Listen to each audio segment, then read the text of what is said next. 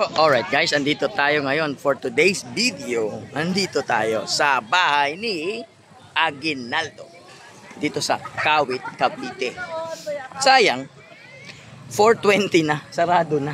Hanggang alas 4 lang pala, kaya kung kayo'y pupunta rito, dapat bago mag alas 4, makapasok na ka dyan. Libre ang pasok dyan. So, andito kami ngayon. Galing kaming Cavite City. Magagawi lang din naman rito. So, kumana kami rito sa bahay ni First President Emilio Aguinaldo. Dito po sa Aguinaldo Shrine. Dito pa rin sa Kawit, Cavite. So, may trivia tayo. Alam nyo ba na si Emilio Aguinaldo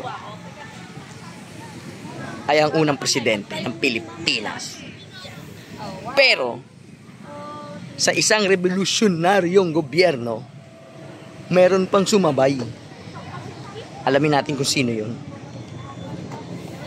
Si Andres Bonifacio.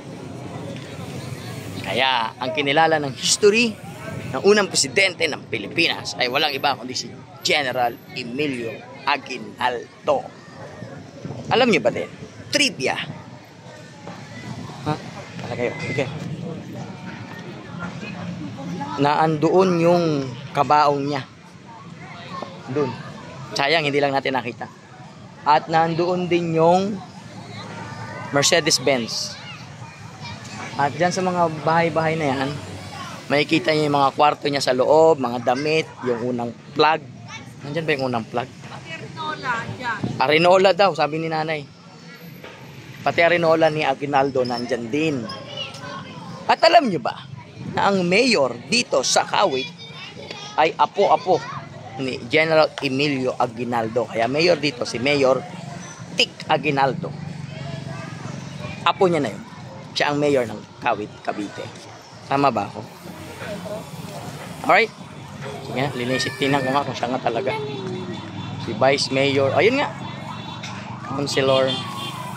Mula kay Mayor Angelo Emilio G. Aguinaldo. Yan yung palang pangalan ng ating mayor dito sa Cavite. Kay Mayor Angelo Emilio. Alright. Alright. So, kung makabayan ka at nasa Cavite ka lang naman, maganda pa siya mo rin tong bahay niya. Ha? Dito sa Kawit, Cavite. Alright.